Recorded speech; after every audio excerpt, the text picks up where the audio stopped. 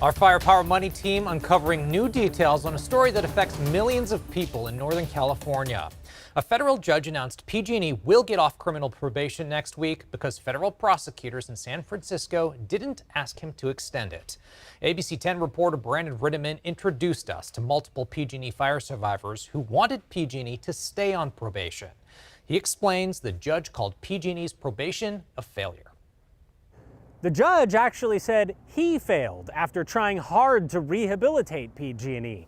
To survivors of PG&E's many disasters, the idea that the company is going to be allowed off probation makes no sense at all.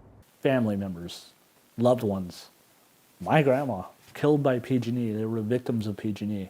If I was on probation and went and committed 85 more felonies, there would be consequences for that. Survivors are upset that PG&E is going to get off of probation after it earned the 5-year maximum time on probation for federal crimes in the deadly San Bruno gas explosion.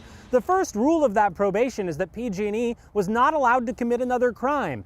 But PG&E did. After the 2018 Camp Fire, PG&E pleaded guilty to 85 felonies. One count of sparking the fire through reckless criminal negligence for ignoring safety problems it knew about, and 84 counts of involuntary manslaughter, a similar charge to the one that drunk drivers get when they kill people. Last year, PG&E was charged with 4 more manslaughters for the 2020 Zog fire, among dozens of other criminal charges the company is disputing.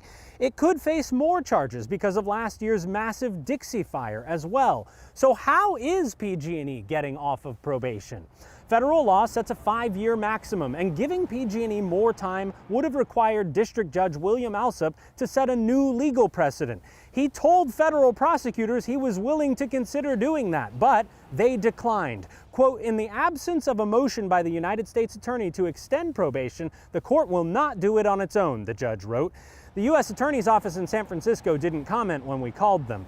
The judge made it clear he's not pleased PG&E is going to walk free next week. He said, quote, "In these 5 years, PG&E has gone on a crime spree and will emerge from probation as a continuing menace to California."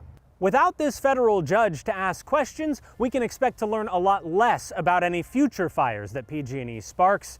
PG&E's last full day of probation is next Tuesday.